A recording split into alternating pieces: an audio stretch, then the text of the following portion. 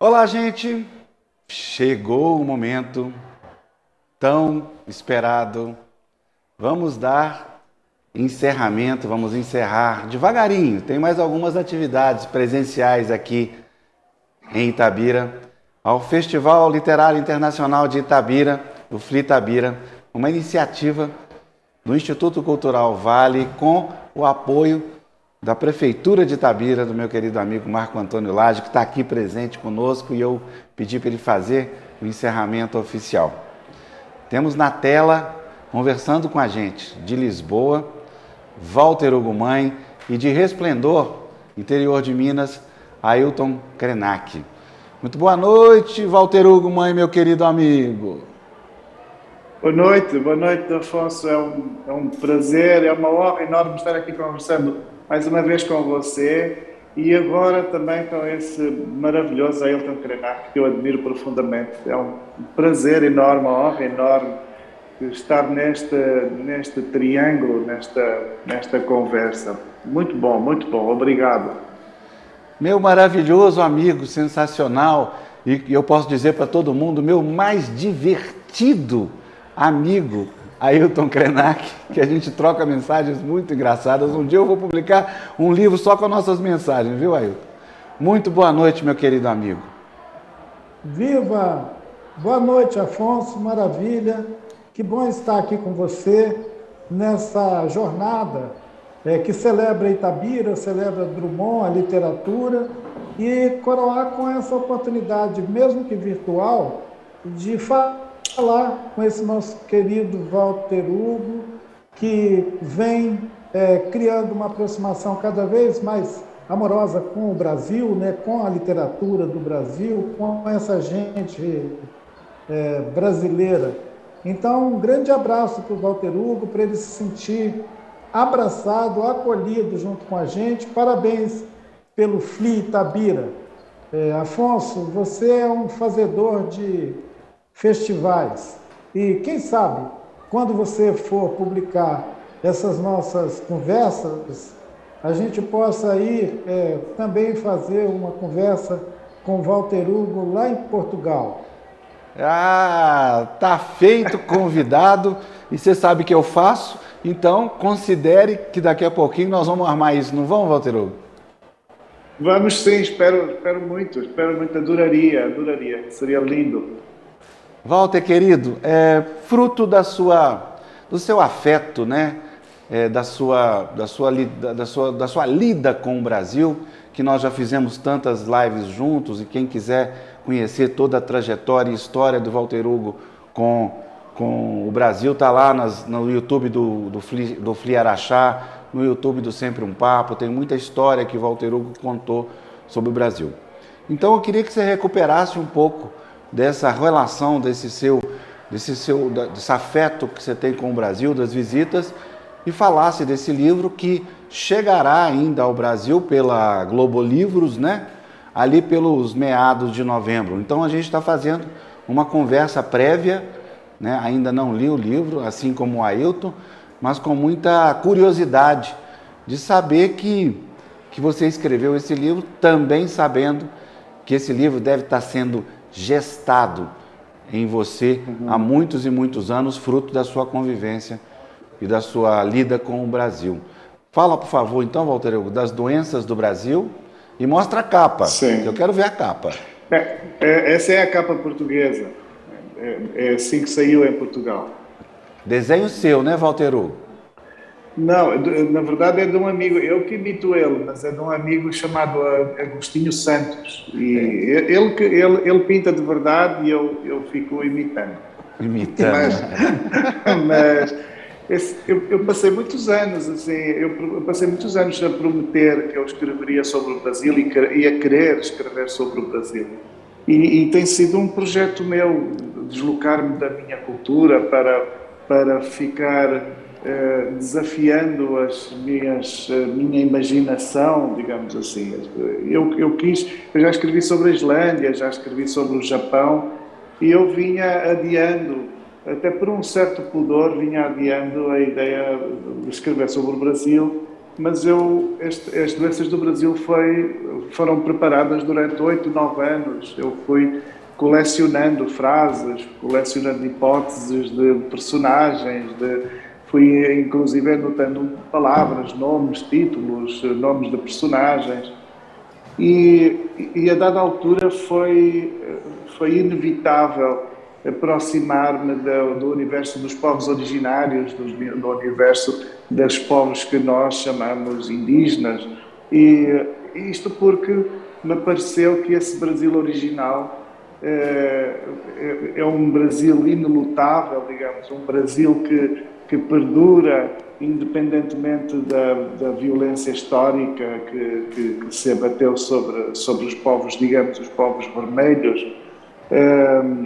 E para mim, enquanto autor português, enquanto alguém que é substancialmente um europeu e que vê o mundo a partir dos padrões europeus, achei que era o lugar mais desafiante para eu meditar. Era a possibilidade mais desafiante e onde eu poderia mais aprender acerca do que é hoje o Brasil e do que pode vir a ser o Brasil. E uma das razões, de facto, é muito claro, depois de eu explicar isto, é muito claro o impacto que tem em mim os textos de Ailton Krenak, porque o Krenak hoje é um erudito, é um pensador, um filósofo do Brasil e do mundo, que vem endémico dentro de uma comunidade originária, digamos assim, e que pode fazer a ilustração e a defesa e às vezes até a simples ostentação do que é o esplendor dessas nações que foram sendo ou exterminadas ou dizimadas, diminuídas, não é? Rasuradas ao longo dos séculos, desde logo pelos ocupantes europeus. O meu livro, As Doenças do Brasil, tem que ver exatamente com isso.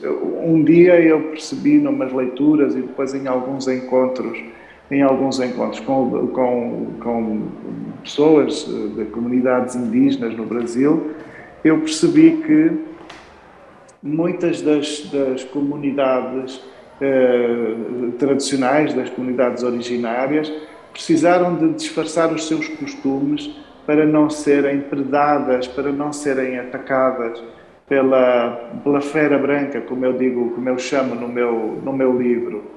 E isso, ao longo dos anos, ao longo do tempo, esse disfarce foi tão violento, foi tão efetivo, que muitas comunidades de verdade se esqueceram da sua identidade, ou seja, de verdade, disfarçando de tal maneira, não é? Procurando não parecer em comunidades indígenas, porque estavam tão perto da ocupação branca, digamos assim, as comunidades foram de verdade esquecendo as suas tradições e as suas identidades. E o cacique Anassé, que me recebeu um dia no Ceará, ele dizia isso: hoje o nosso grande desafio é lembrar outra vez, porque durante muitos anos nós fomos obrigados a esquecer. E quando perguntavam de onde éramos, qual era a nossa origem, a gente dizia simplesmente que era da terra, como se fossem simples caboclos, como se fossem pessoas trabalhando a terra sem muita noção de onde vieram e até às vezes sem muita noção a que lugar é que pertencem. E esse disfarce é uma violência, não é? Esse disfarce foi uma estratégia de sobrevivência, mas foi uma violência que o branco impôs aos povos vermelhos, digamos assim. Eu perguntei então o que foi se o encontro com o povo branco, com os brancos, teve este efeito, teve o efeito do extermínio e teve até o efeito dessa máscara, desse disfarce que apagou muitas culturas e eliminou, no fundo, a identidade de muitas nações, como terá sido o encontro com os negros, por exemplo, com os povos negros.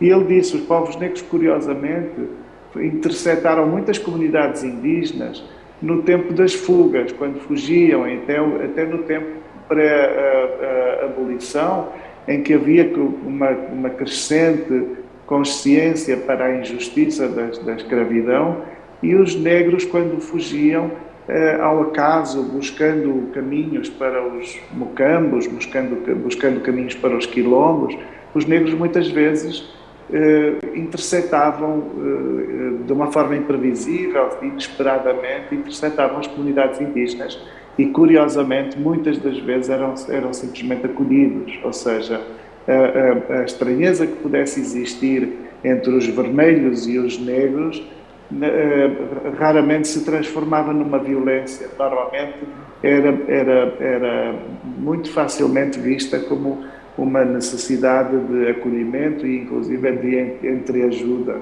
Então, o meu livro é exatamente esta história. O meu livro, ele acontece, eu imagino ele acontecer há cerca de 200 anos, e ele é a história de um menino negro que, fugindo em busca da sua liberdade, ele encontra uma comunidade que eu inventei, uma comunidade chamada Abaeté, a comunidade dos Abaeté, e ele é acolhido pelos Abaeté e ele é deitado para crescer junto com um menino Abaeté chamado Honra.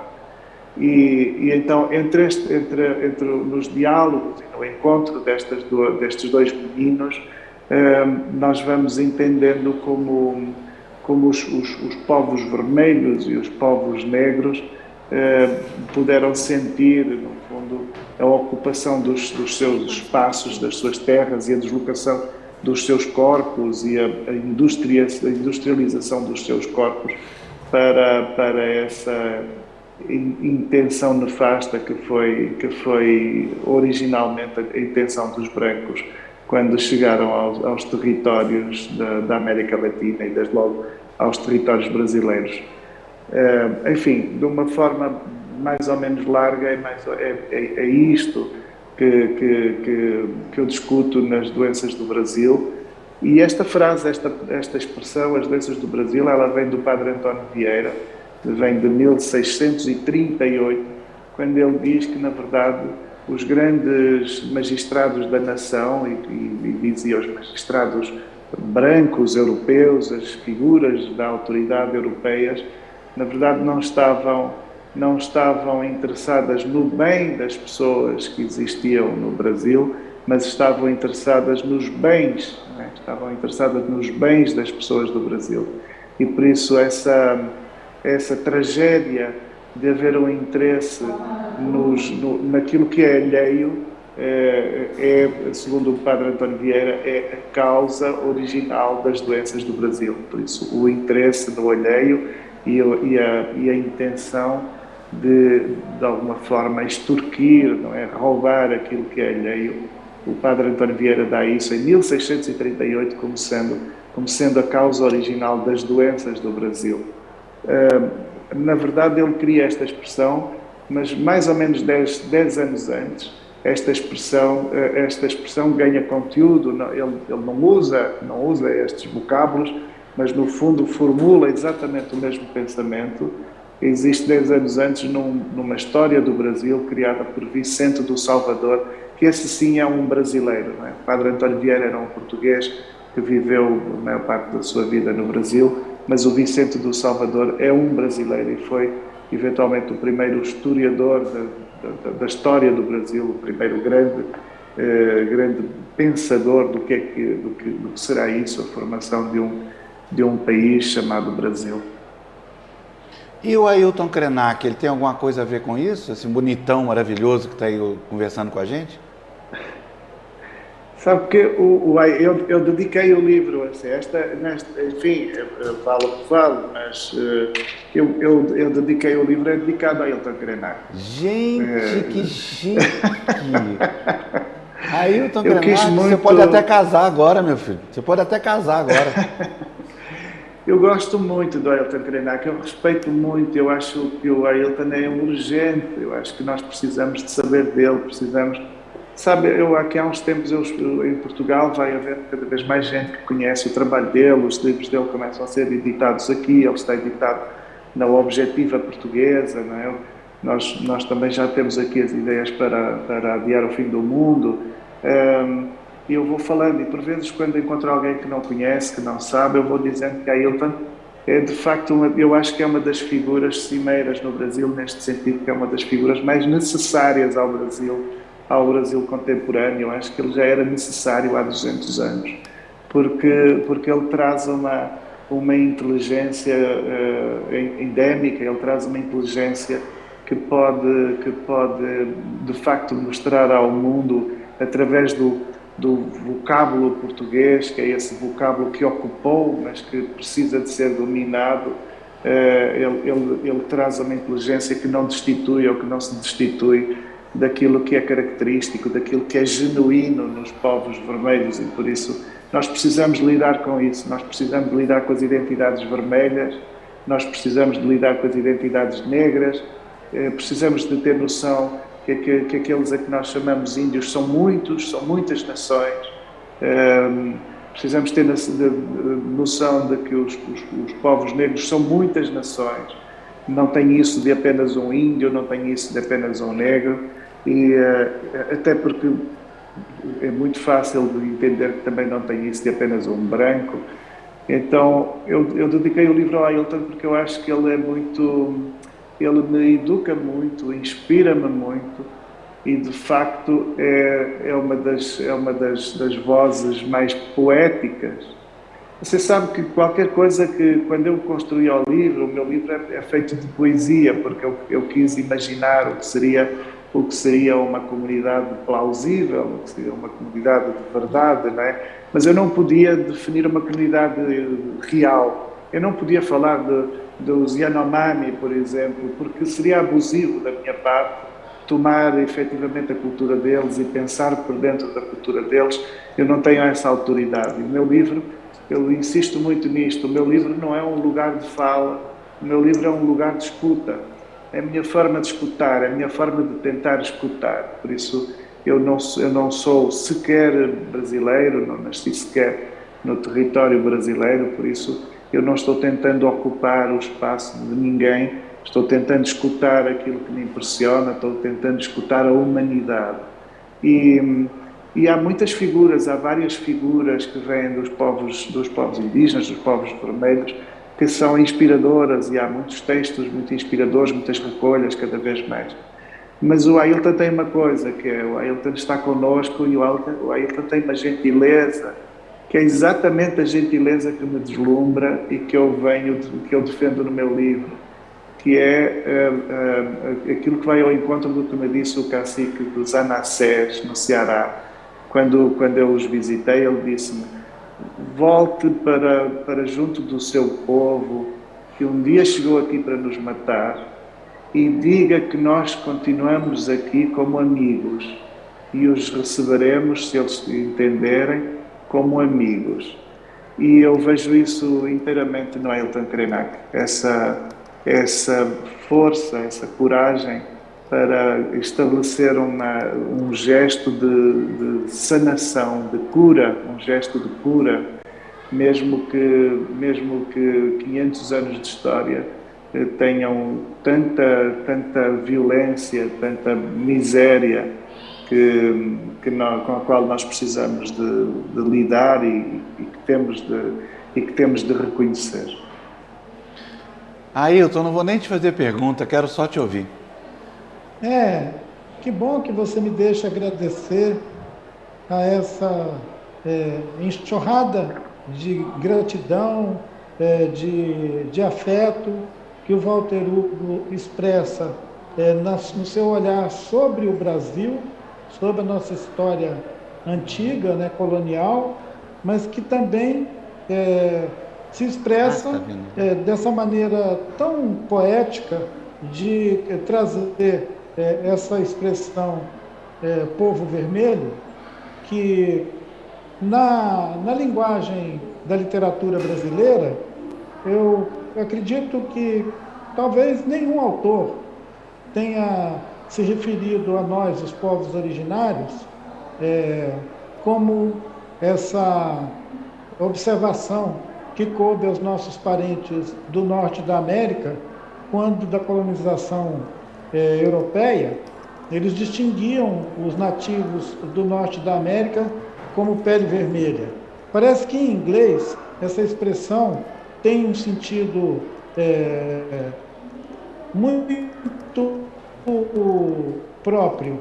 Eu acho que é John Henning, que tem um livro, uma obra muito clássica, com o título de Red Gold, Ouro Vermelho. E o ouro vermelho desse tratado que o John Henning escreve são as pessoas, são esses seres humanos que interessam ao Walter Hugo e que fez ele imaginar essas possíveis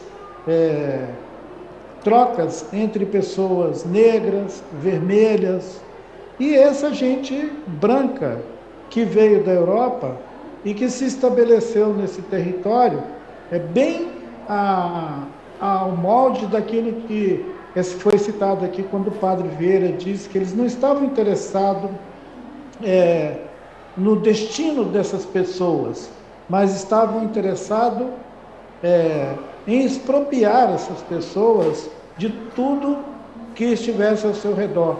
E essa busca lá no padre Antônio Vieira, das primeiras observações sobre a relação dos portugueses com as nossas aldeias, é uma fonte muito, muito rica, muito importante, porque o padre Vieira fez uma observação que eu considero até hoje da maior relevância, que é quando ele dizia que aquelas pessoas, esses peles vermelhas, esses povos que naquele tempo eram considerados os gentios da terra, eles tinham a alma como se fosse a murta. Você poda, você corta, você molda e daí a pouco ela já se alterou, já se reconfigurou com outras formas. E que o branco, ele seria como mármore.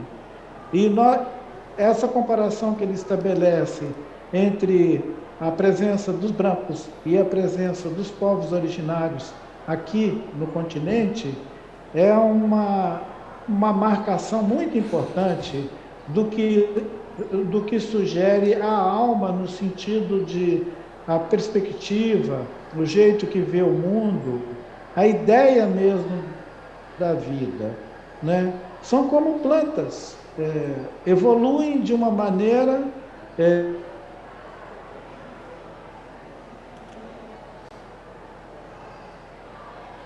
Opa, deu um piquezinho? Natural. Daqui a pouquinho volta. Walter Hugo, vamos enquanto dá essa piquezinho lá, a gente recupera o Ailton.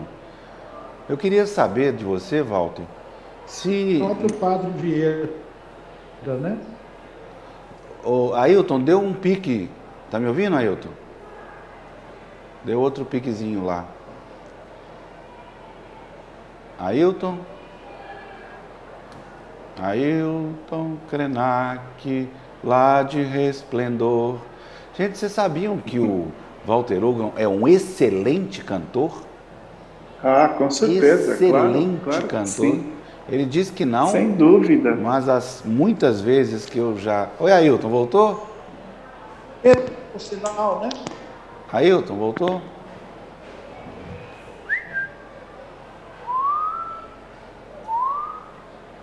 Caiu minha internet. Caiu, mas voltou.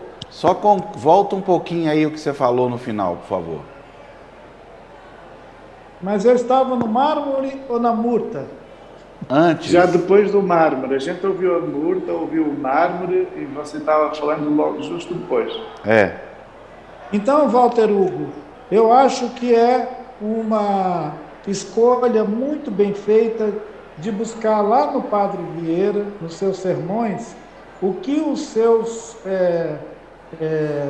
irmãos de língua, né, da língua portuguesa, entendiam quando via aquela multidão de gente de diferentes línguas, perspectivas, que formava ao mesmo tempo esse povo vermelho, porque assim como os brancos não são um, esse povo vermelho também, ele é plural, ele é muito diverso.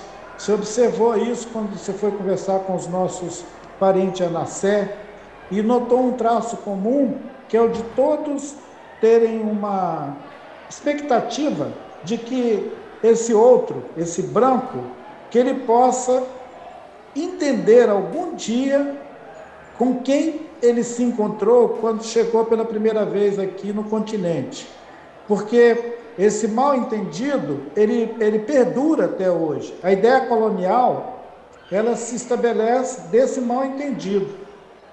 A vontade de colonizar, a fúria colonial, ela ainda alimenta as nossas relações. Você, no livro mesmo, você mostra como que essa fúria colonial, ela se impõe às relações, mesmo quando a gente já está no século XXI. É verdade, isso é mais pura verdade.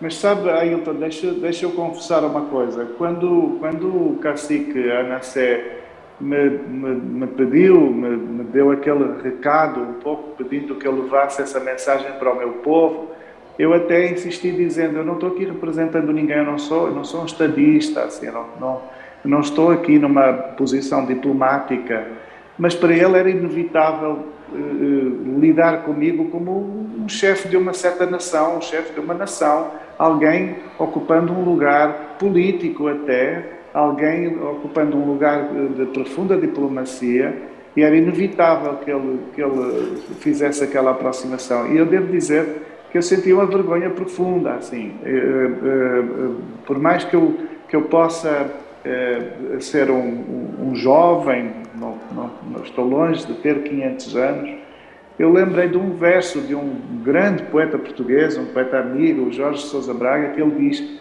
Portugal, eu tenho só 28 anos, mas tu às vezes fazes-me sentir como se eu tivesse 800.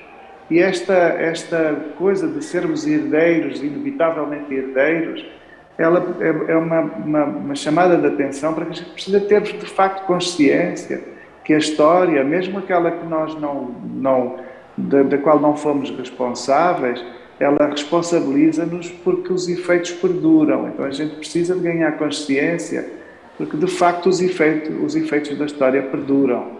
E no meu livro eu abro com algumas citações. A primeira citação é exatamente da carta de Pero Vaz de Caminha, não é? Essa carta de exatamente 1500, que é o texto fundador dessa ideia de um país chamado Brasil, de algum modo, porque é o texto inaugural da relação desta fera branca com o Brasil. E no trecho que eu cito, ele diz expressamente, falando do povo, não é, dos originários que eles encontraram, ele diz expressamente: acarretavam dessa lenha quanto podiam, com muito boas vontades, e levavam-na aos batéis, é, aos barcos, e andavam já mais mansos e seguros diante de nós do que nós andávamos entre eles.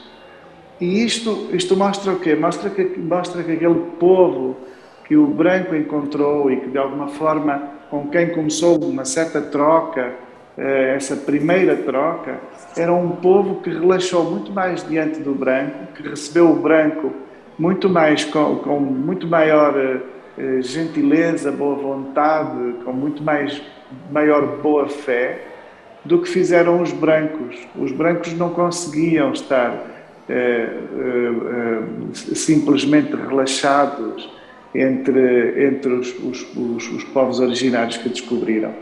E isso é muito prova, assim, esta carta, estes documentos antigos, eles provam que logo desde o início existe uma violência, existe uma má-fé, digamos assim, na chegada do branco, que não encontravam uma correspondência do lado dos povos originários, ou seja, os povos originários estavam de boa fé e começaram por ver o branco como alguém que receberam e que queriam que estivesse ali de boa fé. Eu acho que a gente precisa muito de lembrar isso. Assim, precisamos muito de lembrar como, de facto, essa cultura eurocêntrica foi prepotente e ocupou o espaço, julgando levar luz eventualmente, o que mais levou foi uma certa treva, foi uma absoluta treva. Afonso, eu acho que perdemos o Krenak. Não, a gente nunca o perde, ele só vai ali e volta. É uma questão natural, daqui a pouquinho ele volta. Bem, Walter Hugo, eu ainda não li o livro, mas pelo que você me contou, a minha pergunta é a seguinte: existe uma certa dramaturgia na composição do seu texto? Eu invento uma comunidade, não é? De duas aldeias, mas eu invento uma comunidade originária e com personagens muito definidas, e então há toda uma coreografia de gente que guerreia, e há uma adulteração sintática, há um abuso. Assim, um dos maiores desafios na escrita deste livro foi criar uma linguagem que não seja uma mimesis, que não seja uma imitação do linguajar brasileiro, mas que também não seja o português padrão, assim, que também não seja uma espécie de português atual, urbano, europeu. Então, esta cena, este teatro, se você quiser, este teatro que eu montei para este livro, ele depende sobretudo de alguma capacidade poética, porque ele procura inventar dentro da língua portuguesa uma estranheza que nos faça sentir que estamos dentro de uma mentalidade e de uma mundividência distinta que poderia ser plausível para uma comunidade dita indígena, não é? Então, sim, é um livro com uma profunda dramaturgia. Eu devo dizer que estou muito contente com este livro. Eu considero o meu melhor romance de sempre, o meu melhor livro, e os textos ou as leituras que vão saindo na imprensa portuguesa, as conversas que eu vou tendo, vão muito no sentido de concordarem comigo. Assim, as pessoas, a crítica de facto, tem estado de facto a acolher o livro como sendo eventualmente o meu livro mais complexo e mais bem conseguido. Então estou mesmo muito feliz, porque para mim não era possível escrever sobre o Brasil de qualquer maneira. Era demasiado importante que, ao escrever alguma coisa que dissesse respeito ao Brasil, eu o fizesse com uma solenidade ao tamanho dessa paixão e ao tamanho do quanto me fascina a cultura brasileira. Krenak, bem-vindo, não caia, queremos que você fique com a gente. Eu nem vou mais falar, para você só falar agora. Obrigado, amigo. Eu precisei sair do computador e vir para o celular, onde o sinal da internet exige menos capacidade. Eu estou aqui na aldeia Krenak, Walter. Aqui é uma área rural e, diferente dos centros urbanos, o serviço de internet aqui é menos eficiente. Então, vamos relevar essa condição de estar aqui na aldeia, o que, de certa maneira, é uma proteção, porque me poupa de muitas outras caídas de energia que a cidade proporciona. Eu espero que você esteja me ouvindo agora que eu estou usando esse celular, né? Ouço sim, muito bem. Que bom, vamos seguir. Desculpa o incidente digital. Eu estou, na verdade, imerso num momento de celebração aqui em casa, por estar me encontrando com você e por estar em Itabira, me encontrando com outro ser também que eu tenho uma devoção, que é Carlos Drummond de Andrade, o nosso poeta querido. E o Afonso sabe que eu costumo invocar Carlos Drummond de Andrade como um escudo invisível diante de toda essa loucura que o mundo contemporâneo nos impõe. E eu estava vendo a Itabira do Drummond, linda, e fiquei pensando, Walter Hugo, eu fiquei pensando como a literatura consegue fazer essa espécie de invenção de mundo, uma reinvenção de mundos. Porque é claro que Drummond queria ter vivido tudo isso que nós estamos imaginando sobre Itabira. Mas a Itabira que foi ofertada para ele viver, ela doía, ela era de ferro e ela doía, porque a poesia de Drummond é sobre isso, é sobre a dor de ver a sua Itabira resumida a um retrato pendurado na parede. Mas, ao mesmo tempo, a gente consegue, com a literatura, fazer o Drummond voltar, andar pelas ruas, falar, ouvir. Então, eu acho que, de certa maneira, você também quer fazer essa gente vermelha se mover de novo, inclusive em territórios devastados. Aqui na margem do Rio Doce, onde eu estou, nós estamos velando o corpo de um rio, que é o Atu, ou Atu Miareré, ou Atu Miareré. Esse nosso rio que sofreu o mesmo dano que a cidade de Drummond, a Itabira dele, sofreu. A Itabira dele tinha o Pico do Cauê, que virou a cratera do Cauê. E nós tínhamos um rio que virou um grande corpo de lama, que é o que a mineração nos legou. Então, parece que essa atividade econômica, que foi muito, muito, muito atraente para os colonizadores, né? Porque, além de procurar terras e árvores e floresta e o pau-brasil, esses colonizadores também não pararam de fuçar a terra, no dizer do Copenau Yanomami, nosso querido Copenau Yanomami, que diz que a sociedade da mercadoria fuça a terra como se fosse uma manada de queixadas. Parece que a minha internet caiu de novo. Não, não, a gente está ouvindo, estamos ouvindo. Estamos ouvindo perfeitamente. Então, que bom que você me ouviu fazer referência ao nosso querido Davi Yanomami, no seu livro A Queda do Céu, mas também nas suas falas públicas. Ele diz: essa sociedade da mercadoria, ela quer comer tudo e ela fuça a terra como se fosse uma manada de queixadas. Essa ideia do Copenau, de que essa cultura consumidora da mercadoria fuça a terra, ela tem uma força de esclarecer para a gente o que está acontecendo no mundo, e nós estamos agora diante de um enigma, que é se nós vamos ser capazes de parar de fuçar a terra. Mais do que pensar em reescrever uma história nossa, do ponto de vista da colonização de mundos, agora está na hora de todos, os vermelhos, os brancos, os pretos, pararem de fuçar a terra. Porque essa dinâmica de fuçar a terra, ela pode mesmo encerrar num episódio assim totalmente sem sentido a nossa experiência de povos vivendo no mundo. E isso me interessa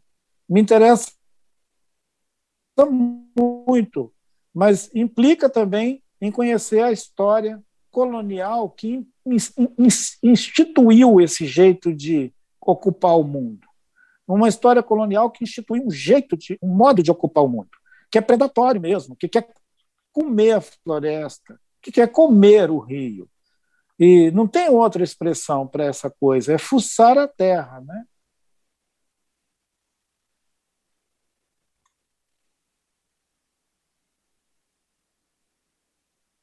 Afonso, você está sem som, Afonso.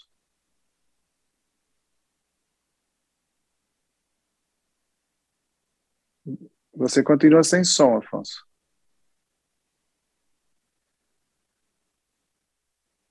Você está pedindo para esperar 1 minuto, mas você está me ouvindo. Eu vou só dizer, já viu que coisa maravilhosa essa poesia genuína, poesia do real, quando o Krenak diz que estamos velando o corpo de um rio dentro dessa coisa trágica que é a realidade. Já viu como nasce uma maravilha na língua, como nasce uma maravilha nas palavras? Como é possível dizer algo mais belo? Como seria possível dizer algo mais belo do que estamos, em relação ao Atu, estamos velando o corpo de um rio que virou um corpo de lama, um enorme corpo de lama, que incrivelmente poético, não é? O Ailton, você está assistindo? Só um minutinho, Walter Hugo. Ailton, está nos ouvindo?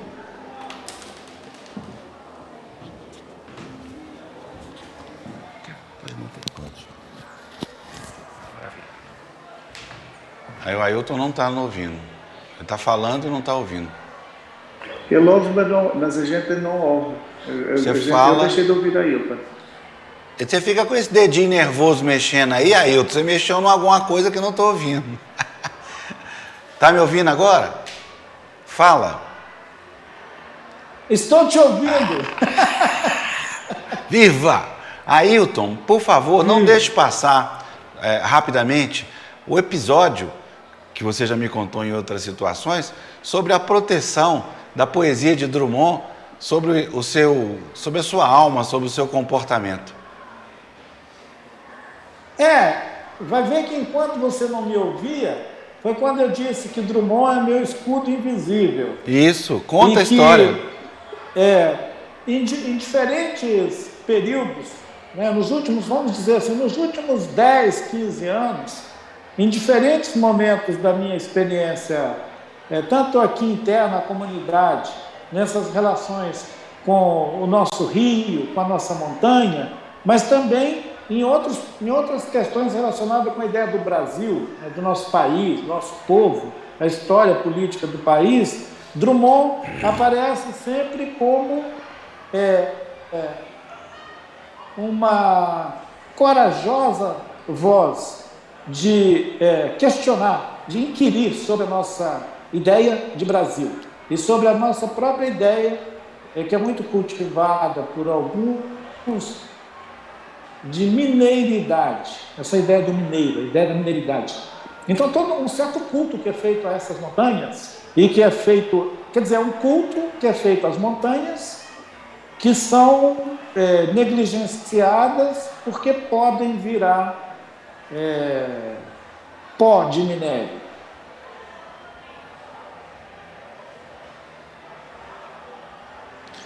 Ele parou bonitinho, você não achou, Walter? Olha ali a boca dele, parou bonito.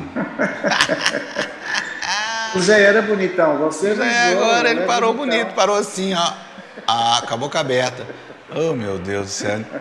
Este mundo tecnológico nos lança, pronto. E Ailton, parou da palavra pó de minério.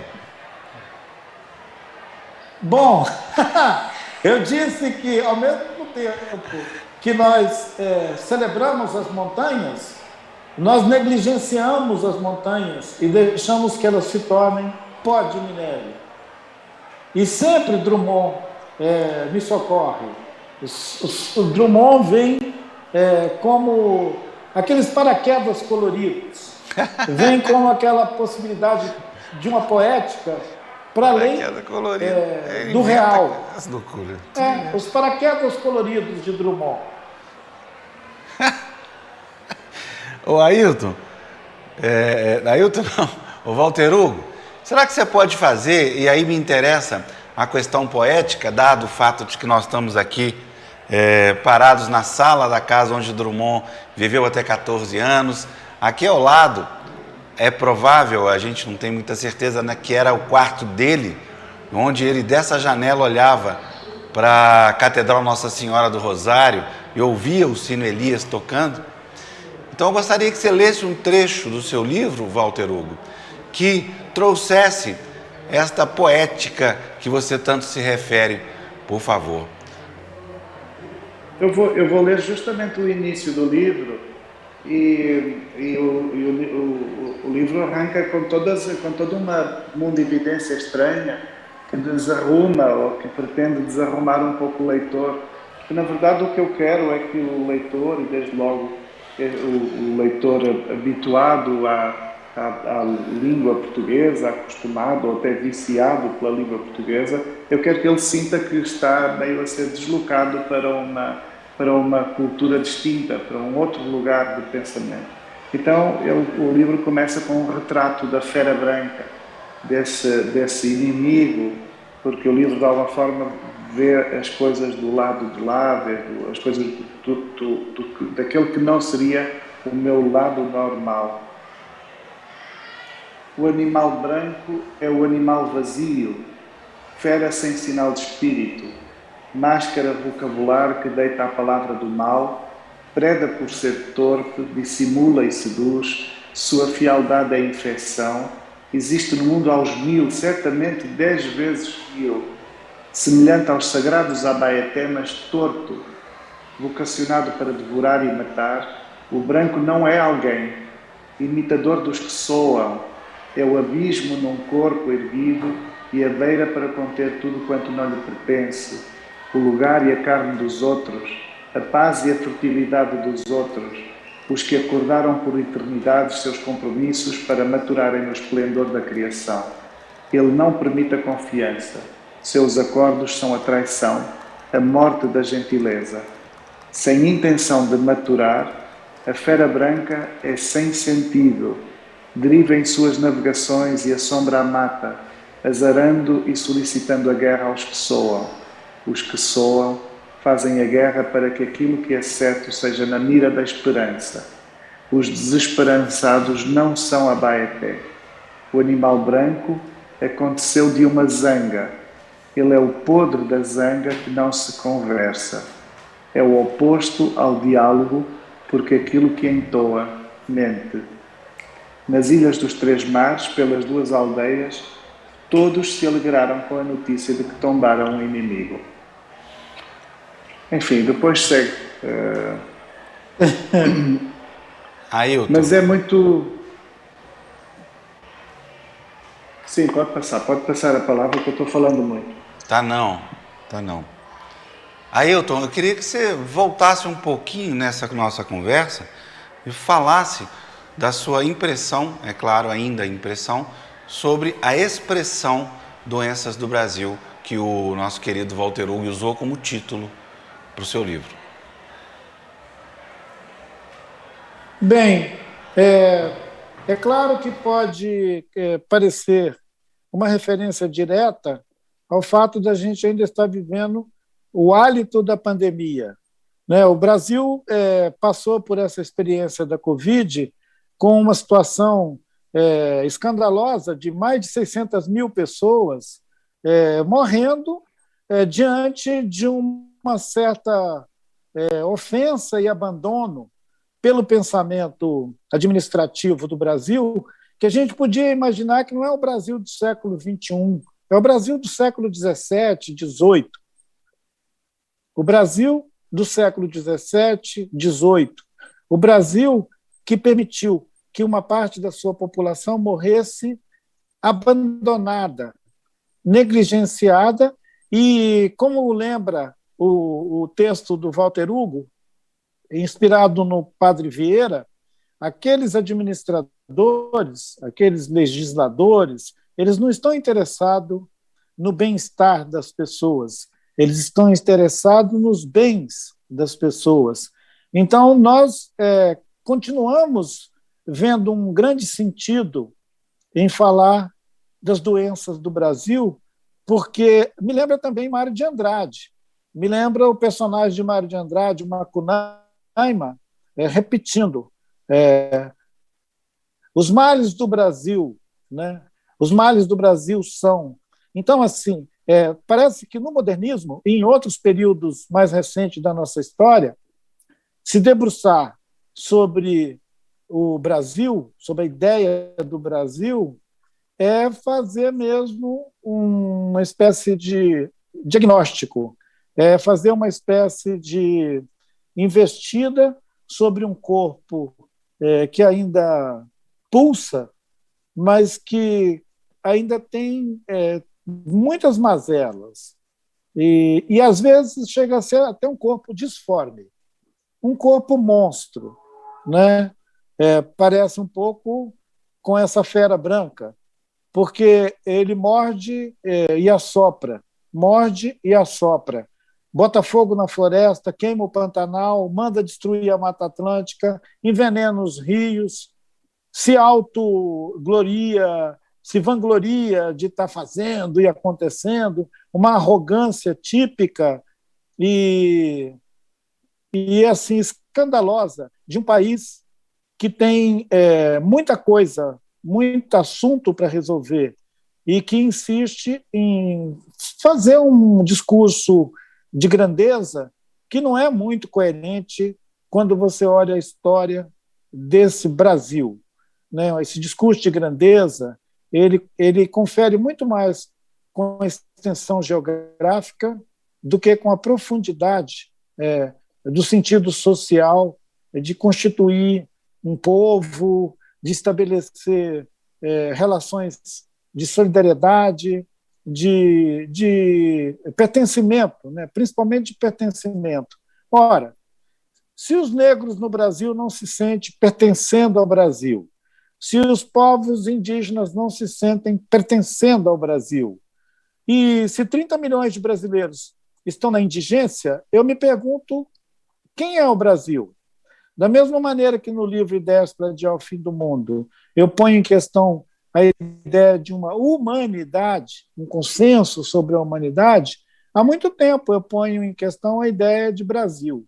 Brasil? Que Brasil? O Brasil dos brancos que administra o país desde a colônia contra os povos nativos, o Brasil dos últimos migrantes que chegaram aqui na década de 40, 50. Qual é o Brasil que a gente está falando? O Brasil do latifúndio? O Brasil dos garimpeiros? Tem 20 mil garimpeiros dentro da terra Yanomami querendo matar os Yanomami. Qual é o Brasil que nós estamos falando? Me lembro, Afonso, de uma história que um escritor indígena, né, o Daniel Munduruku, gosta de recorrer a essa história, como uma criança chega para o seu avô, um ancião, e pergunta: meu avô, dentro da minha cabeça tem dois lobos brigando, e eles são ferozes, eles estão a ponto de matar um ao outro. Eu não sei qual dos dois vai vencer essa batalha. E o avô do menino diz para ele: será aquele que você mais alimentar. Essa parábola, esse conto, ele deve ser universal, porque ele está ensinando para a gente que se a gente alimenta a ideia de um Brasil que pode matar rios, matar floresta, destruir tudo, nós não vamos construir nada solidário, nada cooperativo. E o pertencimento, o sentido de pertencer a esse lugar, vai ser inalcançável para os povos indígenas, para os negros e para todos aqueles que estão nessa extensa faixa de brasileiros abandonados, né? Nossa, ótimo, ótimo que você falou. Estou aqui pensando. Mas antes eu quero ver o que é o seguinte. O Walter Hugo tem uma atenção máxima ao que se fala, mas ele desenha o tempo inteiro. Então eu quero saber o que você está desenhando aí, Walter Hugo. Não, eu estou estudando. Eu falo, eu estudo. Eu estou só anotando. Tá bom. Os meus cadernos são muito sujos, assim, tem muito desenho no meio, mas eu estou anotando as coisas, assim. Walter Hugo, literatura e livro, e no caso do seu Doenças do Brasil, é sempre um diálogo, é sempre uma forma de comunicar, né? De alguma forma, uma notícia, uma boa nova ou não, mas alguma coisa ali está comunicada. Eu queria que você dissesse para nós, brasileiros, e para o meu querido Ailton, o que você quer dizer para o Brasil ao escrever Doenças do Brasil? Eu quero que se entenda que há qualquer coisa que foi deixada aí, assim, que o Brasil padece de uma herança. Eu fico muito frustrado com a convicção que por vezes parece querer ser vendida ao povo, de que o Brasil é uma coisa errada, que deu errado, vai dar errado, está errada e não tem como solucionar. Então eu quero muito combater essa ideia desistente, não é? Essa ideia de uma espécie de Brasil obsceno sem saída. E quero muito que se convoque um certo processo histórico que ele é assente numa questão eminentemente violenta, num crime, digamos assim. O Brasil, enquanto esse país que chega a ser hoje, ele começa por um crime, por uma ocupação, começa pelo abuso diante das terras e dos corpos dos outros, e que se perceba que essas causas originárias, como dizia o Padre António Vieira, elas vêm da Europa, vêm de outros povos, e por isso é preciso muito esta lucidez para entender que, no fundo, estamos num processo que é universal, estamos num processo que é mundial. É muito importante quando Krenak coloca a questão de saber, afinal, que consenso existe acerca do que é a humanidade, para sabermos, afinal, que consenso existe acerca do que é o Brasil. E eu quero muito que na inscrição, que na ponderação acerca do que é o Brasil, esteja inscrita esta consciência de que o Brasil, como todos os países, ou como todos os territórios do mundo, padece, digamos assim, de um processo histórico. E por isso é muito fundamental entender que tudo o que está a acontecer é uma herança, não é? E nós podemos, em muitas coisas, em certo sentido, podemos recusar uma herança. Nós podemos recusar uma herança. Então é preciso haver essa definição, é preciso haver essa consciência para que algumas coisas não se perpetuem mais, para que algumas coisas não passem mais, não seja possível que continuem a acontecer. Ailton, eu queria que você comentasse a fala do Walter Hugo. Talvez, entre as heranças que a gente não precisa recepcionar e reproduzir, seria essa coisa do patriarcado. O patriarcado que se implantou nessa terra dos Abaeté ou de Pindorama, ou muitos outros nomes possíveis para um território de centenas de povos, essa multitude de povos que, na sua grande maioria, instituíram aquilo que Darcy Ribeiro, num livro maravilhoso dele, chamado Utopia Selvagem, não sei se o Walter Hugo conhece esse livro de Darcy Ribeiro, é um romance que acontece. Utopia Selvagem, para mim, continua sendo um romance muito, muito atual, importante. Ele toca nessa questão de qual herança a gente quer preservar. E lá ele invoca o matriarcado, né? Tem pouca literatura no Brasil que se refere ao fato de, no Brasil, ter existido por milhares de anos e por até séculos recentes experiências onde o patriarcado não era a prevalência. Mas a gente lida com o Brasil como se o Brasil fosse uma casa grande com um senhor português sentado na varanda mandando no engenho. Essa herança do engenho, essa herança da casa grande, ela é romantizada no Brasil, ela não é criticada. Então, nós estamos recepcionando essa herança patriarcalista e, de certa maneira, botando uma moldura nela. Então, enquanto a gente estiver botando moldura nesse retrato patriarcal, nós estamos recepcionando uma espécie de uma herança maldita que vai continuar envenenando as nossas vidas, porque a gente gostou e está levando para casa. Bem, meus amigos queridos, tá? Infelizmente, mas também felizmente, porque foi um período maravilhoso, esses 4 dias, hora de não encerrar, mas talvez dar uma interrompida nesse processo do Flitabira que começou hoje e aqui encerra essa temporada com vocês dois, porque nós já começamos, de certa forma, a comemoração e as atividades do Flitabira do ano que vem, que vai ser comemorado na mesma época, porque a data fixa do Flitabira é o aniversário de Drummond, em 31 de outubro. Então eu trouxe para convidei para ficar com a gente para fazer o encerramento, meu querido amigo Marco Antônio Lage, que antes de ser prefeito é amigo de vida inteira e que agora Itabira tem a sorte de tê-lo aqui como prefeito. Antes do Marco Antônio, que eu queria que realmente o Marco Antônio fizesse o encerramento, eu queria pedir para o Walter Hugo e para o Ailton fazer um encerramento dessa live e também da primeira edição do Festival Literário de Itabira. Primeiro, por favor, o Walter Hugo, porque eu vou deixar o segundo para o Ailton, porque eu quero essa bandana, entendeu? Eu quero a bandana. Eu tô deixando o cabelo crescer, ó o cabelão, até dá pra fazer até rabo. A Yara falou que dá pra fazer rabo, não dá, meu amor? Tá aqui, ó. Então, Walter Hugo, com a palavra.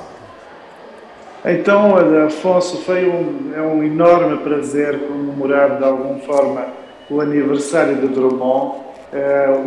O Drummond está na minha vida como não podia deixar de ser. Ah, você tem um poema para ler aí, Walter Hugo? Lê um poema do Drummond? Não, eu não sei se vocês já leram, assim, porque é tão óbvio, mas existe aqui um poema chamado Pedra Natal. Lê. Ele diz: Ita, não é? Ita, pedra luzente, pedra empinada, pedra pontuda, pedra falante, pedra pesante por toda a vida.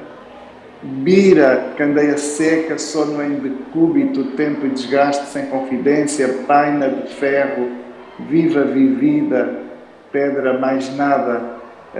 Este poema é muito típico do Drummond porque ele é grafado de uma maneira que a gente pode julgar e pode ficar lendo de todas as formas. Eu lembro-me de há muitos anos ver uma sessão num café, num bar no Porto, e o povo ficar lendo isto de todas as maneiras e tentando, como se fosse um jogo de estabelecer relações, de ficar lendo isto, dando aqui umas voltas, fazendo aqui uns círculos. Mas é muito interessante. Esta é uma das características do Drummond. Ele comporta-se um pouco como um arquiteto. Ele vai criando estruturas nos seus poemas e nós parece que podemos compor edifícios usando os seus cômodos para diversas funções. Mas o Drummond é absolutamente magnífico e, enfim, nós aqui de Portugal temos perfeita consciência de que ele é um dos grandes monumentos da língua portuguesa e é de facto um dos grandes monumentos da literatura do mundo. Então é um enorme prazer. Não podia ser mais prestigioso, não podia estar mais honrado do que no dia de aniversário do Drummond, ser chamado para uma conversa com o grande Brasil e, sobretudo, estar consigo, Afonso, e estar com esse maravilhoso Ailton Krenak, que eu amo e que eu espero que se mantenha conosco, ensinando, educando-nos para isso de tão urgente e necessário que é de sabermos sobre os povos indígenas, o de sabermos sobre os povos vermelhos, o de sabermos sobre esse Brasil original, que é o Brasil mais verdadeiro de todos.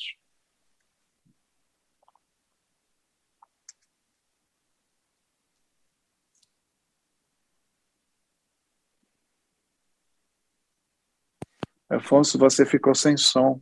Fiquei sem som? Fala, Ailton Krenak. Agora tem som. A palavra final com Ailton Krenak. Então. Celebrar Drummond em Itabira é um sonho para todo mundo. Estar junto na primeira edição do Festival Literário, encontrar Walter Hugo, ser celebrado em torno da literatura, da história do nosso continente, né, do nosso país, é tão maravilhoso que agora só pode ser moldurado mesmo por uma chuva que está chegando aqui na nossa aldeia para abençoar esse final de domingo, esse encerramento dessa edição do festival, parabenizando a todos vocês, parabenizar ao Marco Antônio, parabenizar o Afonso e todo mundo que trabalhou para receber esse encontro em Itabira e abraçar Drummond. Viva Drummond, esse que sempre ilumina as nossas sendas, as nossas trilhas. Vida longa à obra de Drummond e que a gente seja capaz de recepcionar o que ele traz de melhor. E que bacana que essa língua portuguesa pode levar Drummond para o mundo inteiro, né, para vários lugares do mundo. Tem esse mistério da língua. E nós estamos celebrando a literatura, que na verdade veste todos esses corpos, a poesia, o romance, a história, as narrativas todas. Obrigado, Afonso, por essa oportunidade. Grande abraço a você, Walter Hugo, e viva Itabira e viva Drummond. Maravilhoso. Bem, antes de passar para o Antônio, queria agradecer a Gleice da Silva, que fez essa tradução em Libras conosco. Muito obrigado, Gleice. Parabéns pelo seu trabalho. Muito obrigado, Gleice. Agradecer a minha equipe, em nome do Jonathan, em nome da Tereza, Letícia, Pauliane, Matheus, representando a equipe. Todo mundo, muito obrigado. Agradecer a população de Itabira que recebeu o Ailton, viu, Walter Hugo? Recebeu o FLI Itabira como se aqui sempre acontecesse. Muito legal isso, muito legal, como se estivesse aqui já há muitos anos. Nós estamos praticamente em casa, o que prova que Itabira, como eu supunha, é a cidade mais literária do país. Eu estou aqui só para confirmar. Queria passar a palavra, enfim, o meu querido Marco Antônio Lage para fazer o encerramento dessa primeira edição do FLI Itabira. Olha, eu estou tomado de emoção, né, naturalmente, desde o início. O Afonso me convidou para fazer esse encerramento aqui das lives desse festival, mas ouvir aqui, estar com vocês aqui, quase que presencialmente, né, eu me senti assim, não virtualmente, mas foi muita emoção, desde da dedicatória que o Walter Hugo fez ao Ailton no seu livro, que representa uma conexão incrível, né? Uma reconexão entre os portugueses e brasileiros, entre pensadores portugueses e brasileiros, tão importante nesse momento do Brasil, isso vindo também de fora, não é? E também pelas poesias, né, que nós ouvimos aqui, a poesia do Ailton sobre o Rio Doce, que faz parte da nossa vida aqui, dessa nossa região.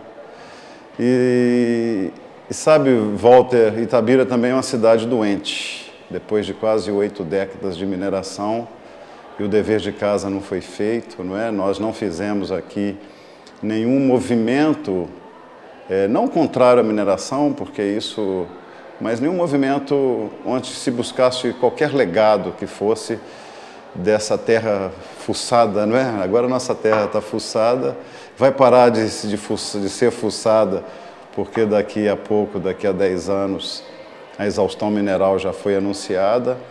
Então, eu virei jornalista, Afonso, fui colega do Afonso de faculdade, desde a faculdade, por causa do Drummond, porque lendo os poemas do Drummond desde a infância, nasci em Itabira, né, e isso me levou a essa vontade de trabalhar com a palavra. E virei prefeito agora, nunca fui político, porque Itabira é uma cidade doente e precisa de um encaminhamento diferente, né? E o FLI Itabira, eu sou muito grato ao Afonso por ter aceito esse convite de trazer, Afonso que é esse craque aqui de fazer festivais de literatura, e aceitou e encarou isso conosco. E porque eu acredito exatamente isso, uma cidade da poesia, uma cidade cultural como Itabira, e vai ser exatamente essa força da cultura, da poesia, esse renascer, esse renascimento. E o Afonso falou que a cidade recebeu, a cidade toda está tomada de emoção. Nós estamos emocionados desde quarta-feira, toda a cidade. E assim foi por isso que ela recebeu isso, como já se fosse um evento de Itabira, não é? Porque há essa necessidade, eu acho que não só eu, mas as pessoas dessa cidade acreditam que a poesia, como falei informalmente antes, a poesia, a literatura, o movimento cultural, esse movimento agora é que vai salvar Itabira, né, desse momento doentio e que vai fazer esse renascimento no pós-mineração da cidade. Então é por isso que eu agradeço, sou muito grato a vocês dois também, todos aqueles que participaram presencialmente ou virtualmente deste festival, esperando vocês aqui o ano que vem, nos 120 anos do Drummond, no 2 Itabira, o FLI Itabira 2, com 120 anos do Drummond e 100 anos de Saramago, viu, Walter Hugo? Porque o Afonso nos trouxe essa ideia maravilhosa de também celebrar o centenário do Saramago, do José Saramago em Itabira, para mostrar exatamente essa conexão. Isso vai ser maravilhoso, a gente coloca Itabira no centro das atenções, como a cidade da literatura, essa cidade do Drummond. E o Afonso mesmo chamou essa atenção, que é maravilhoso, não tem nenhuma cidade, talvez não tenha nenhuma cidade no Brasil que esteja tão presente numa obra literária como Itabira. Eu acho que esse é o resgate, é isso que é a grande relevância que nós vamos trazer, e o grande clima que a cidade precisa agora para sobreviver agora no outro ciclo. Então, muita gratidão a vocês, obrigado, Afonso, obrigado a esse povo de Itabira que está abraçando essa causa, essa ideia de reconstruir a nossa história. Obrigado, gente. Gente, muito obrigado. Walter Hugo já está marcado. Obrigado. Né? Ano que Fico vem. feliz com a possibilidade de conhecer Itabira. Maravilha. Ailton, muito obrigado por estar conosco. Toda a minha equipe, todo mundo que trabalhou, Josane, todo mundo, muito obrigado. E vamos dar início à segunda edição do FLI Itabira.